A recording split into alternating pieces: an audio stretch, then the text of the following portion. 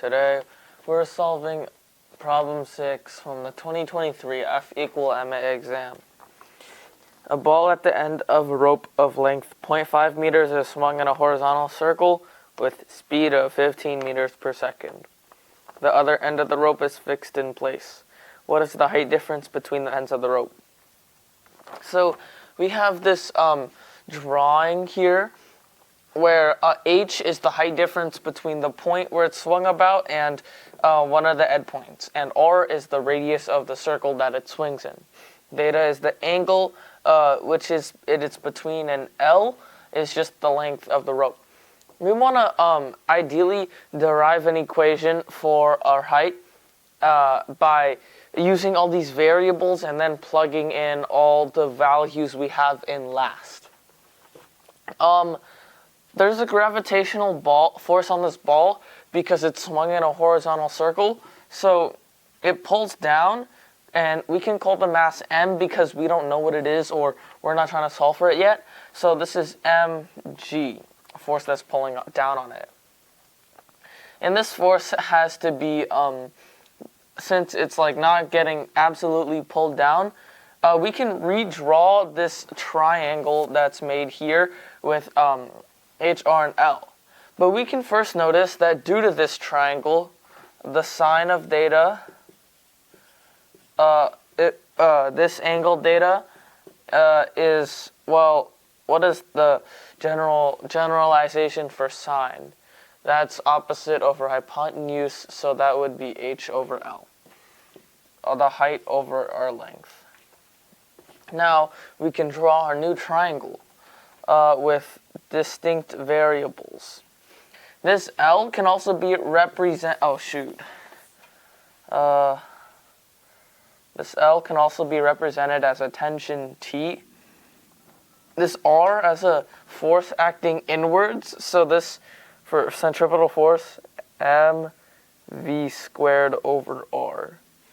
And our height is equal in magnitude to, the height difference is equal in magnitude to the force in which the ball is being pulled down, so we can write mg.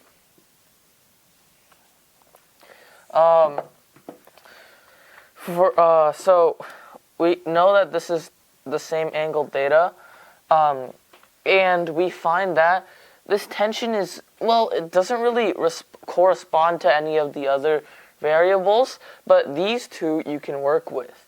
So due to this specific angle theta, we want to find a correlation between these two sides and not the hypotenuse. And in trigonometry, the function for that is the tangent. So tangent of theta in this case is equal to, well, that's opposite over adjacent, so mg over mv squared over r. So this is what we have, and this is basically equal to gr over v squared because the masses cancel out as they are equal. Now we can make the generalization that our radius r is, well, what does it say that it is? Our radius is close to our, or it's about 1. So that means that we can also say that our radius is an estimate, or really close to our length L that we have here. So, and we can say this because that is going to be equal to L times the cosine of theta, which is about L.